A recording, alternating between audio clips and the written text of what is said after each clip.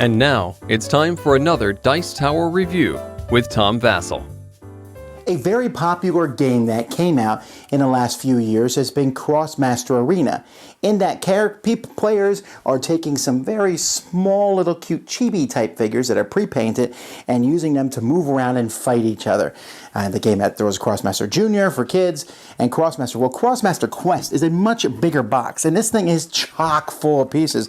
I mean, I got this game over a month ago, and it took me a while just to sort everything out and go through the game. There was so much in this box. I mean, I can tell you right now, if you go by pieces alone, you get your money's worth from this box.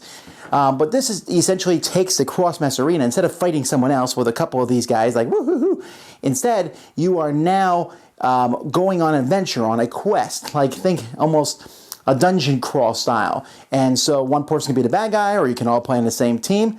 Let's take a look at this game.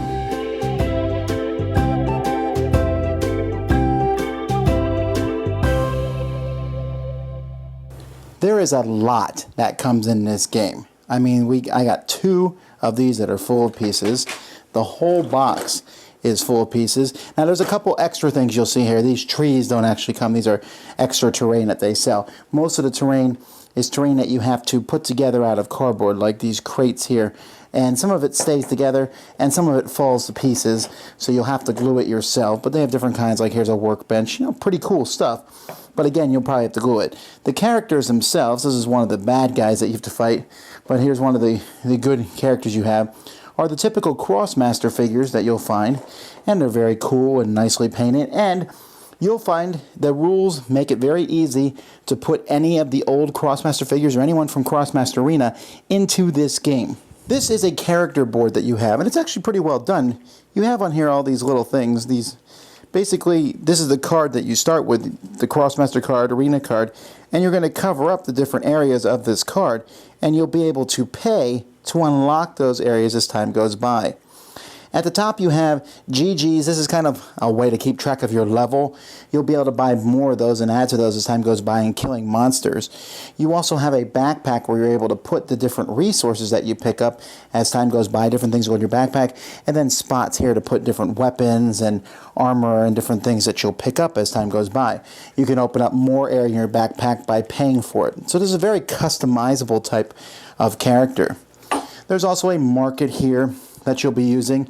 And the way this game works is that there is a scenario booklet. And this scenario booklet, you pick one overarching scenario. Now you can play this game kind of where everyone controls the bad guy, or one person, that's what I recommend, controls the bad guy. And then each of these missions will have smaller scenarios that players make. And they'll put boards up and they'll put terrain on it. And then they'll put their Krosmasters on it, who are going to go around essentially and fight mobs. They're monsters of different types that have different stats, and you beat them and you'll get points for beating them. And you'll also be chopping trees down and working on things to get resources, so that again you can go to the market here and possibly build like this different things. Maybe I want a new weapon, so here's a coblet wand that I can build, and they do different things. We'll talk a little bit about more of that in a bit. Now, on a character's turn, they have to decide whether they're going to be in adventure mode or combat mode. There's some actions that can only be done in adventure mode, and some things that can only be done in combat mode. If they're in adventure mode, they get extra movement points and they can heal an injury, but if they're in combat mode, they can use their spells, which is a pretty big deal. So they're going to take different actions, and each action will cost different movement points and action points. You can see on the card themselves, each of the players, they have some stats here, magic points and hit points and action points that they can use. And this number here, by the way, is their starting level. And so these characters are going to be moving around. That costs a movement point to move around. They might decide to farm for some action points, to chop a tree down, to pick items up, to cast spells, to craft an item, to fight people. They all can basically punch people, but once you have enough money, you'll be able to open up and unlock different things that you can use. So you can see here, for example, she has the Sword of Fate, which costs 3 action points, but it inflicts 2 damage, and if they already are damaged, if this person has already damaged the target this turn. And then she has Sentence, which costs 5, and it can steal health. And if you get different weapons and things, you'll be able to do more as time goes by. But you're going to be moving around and attacking creatures. And when you're attacking creatures and doing different attacks on folks, you're going to be rolling dice. The dice are used for multiple things. When you're trying to break and run from someone, you're going to try to roll feet. If you're going to try to keep someone from running away from you, you're going to roll the magnets. There's hits, there's shields, and so these dice are multi-use dice and will be used for various things over the course of the game. Now there's a lot more involved in casting a spell and line of sight and area effect, and I don't want to get into that very much. There's just a certain number of injuries as the base damage, plus you'll roll die, and then so there's areas effects and line of sight and things like that. So you'll have that involved and as time goes by, but that is basically what players are going to be doing. They're going to be going around, they'll be chopping trees down, fighting these little mobs who run around. Eventually you might go into dungeons and fight bigger monsters, or they'll go to a marketplace thing that's on the board, and then they can go here and manipulate the market with resources and use resources to build weapons or armor or things like that. Now one person is playing the bad guy, the demon, and that person is going to be drawing cards from this deck equal to the number of players. And these cards are going to be placed on here for players to go and do different quests, or they might bring more mobs on the board, or they'll bring more resources on the board. And so the player, then they're going to activate the different mobs on the board, moving them around, and they usually have like one small attack and things that they can do. They can't really do too much damage. I mean, the big bad guys can, but they can kind of stop the opponent from doing too much. Each of the heroes also has quest cards that will increase their level if they kill different monsters, do different things as time goes by. They can get 1, 2, or 3 GGs and increase that. And then they also have to follow this main quest storyline, which you're going to be doing over the course of the game. Eventually, players are going to be leaving the outside world and going into the dungeon and fighting the main big bad guy where they can beat him. Again, they're going to have to be fighting him to win the game. And there's really a lot more. Most of it's just explaining what all the cards mean. Each of the characters can eventually also have special powers on their card, and these are explaining the rule book, what each of those means. Like this person's a crafter and has agility. And so really there's a lot more, but essentially the base game itself is all about moving around on the board and taking certain actions and trying to get things done before the mobs pick you to pieces. Now I want you to realize that I did not even remotely go over all the different rules and things in the game. There's a lot more going on, but you'll get into that when you play it. I also want to start out by saying that I liked this game. But I'm going to say several things that I was not as keen on, so let's get into those. First is the rules themselves. The rules themselves, as I went through them, I understood how to play the game, but there was so much vagaries throughout them. They would say, well, you can do this, and there's this, and there's this. I would have preferred just very, very straightforward, this is how things are done. Now, that is balanced out. In the scenario book, you can go through practice scenarios. They're like training scenarios. And once you go through those, you will learn the rules for the game. I don't always want to go through all that. And when I'm looking through the book, sometimes like, what am I looking for? And that's fine. But the training scenarios themselves, that's fabulous. So that makes up for the rule book, which is very detailed and has all the information you need. It just wasn't always in the right places. So you kind of have to play. If you're going to learning the game for the first time, you got to play through those training scenarios.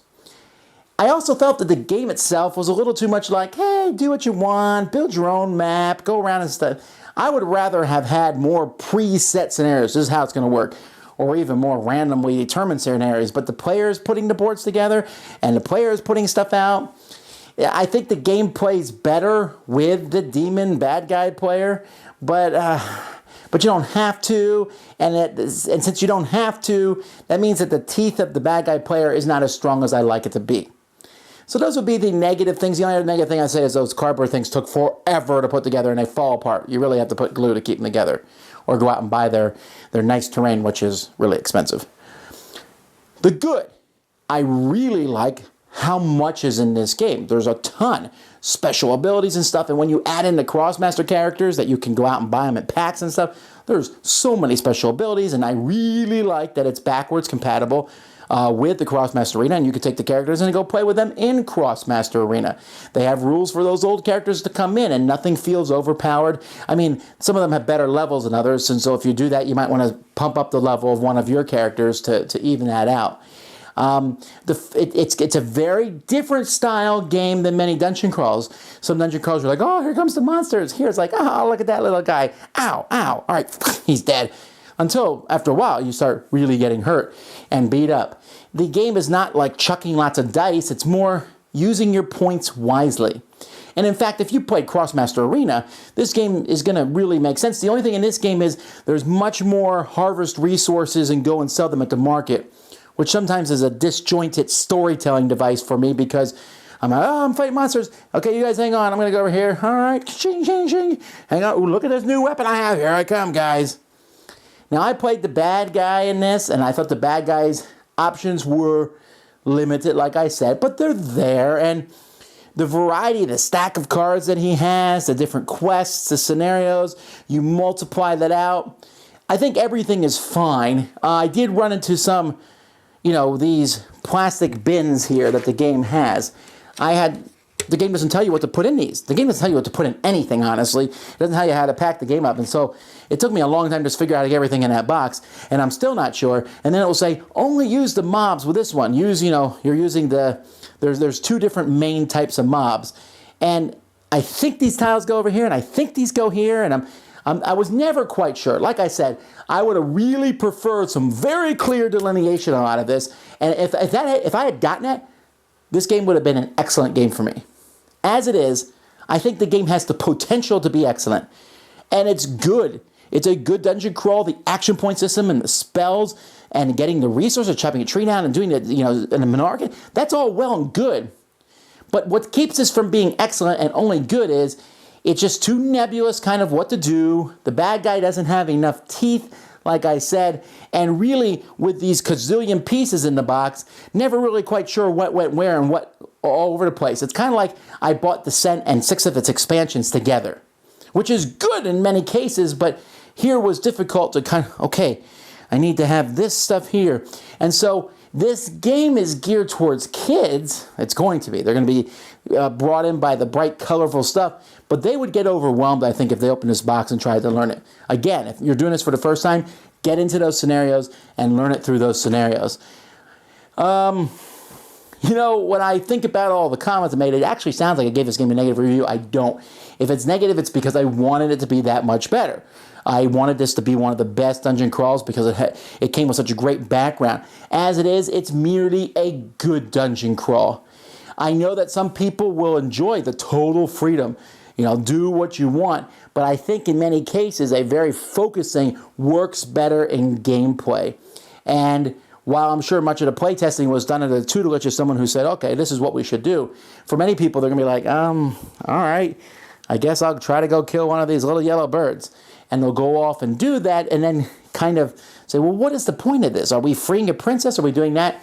And I think had the game included some of that in it, it would have been elevated to that greatness. If you're a fan of Krosmaster Arena, you should get this. You'll like it, and if nothing else, it gives you a plethora of stuff to use in Krosmaster Arena. I still think you'll like the system, though. If you are not a fan of Krosmaster Arena or looking for a dungeon crawl, I think there are better ones, but if you like the figures and you want to see like a kabillion different actions and things, this one might be up your alley, but I would certainly recommend that you try it before you play it. That's Krosmaster Quest. Dice Tower Judgment approved! Thanks so much for watching the Dice Tower videos. Find more great videos and reviews, as well as our top-rated audio podcast at Dicetower.com. You can also find other great shows at Dicetowernetwork.com. I'm Eric Summerer, and you've been watching The Dice Tower. The Dice Tower is sponsored by Cool Stuff Inc., where you can find great games for great prices. Cool stuff in stock. Check them out at CoolStuffInc.com. Shut the door.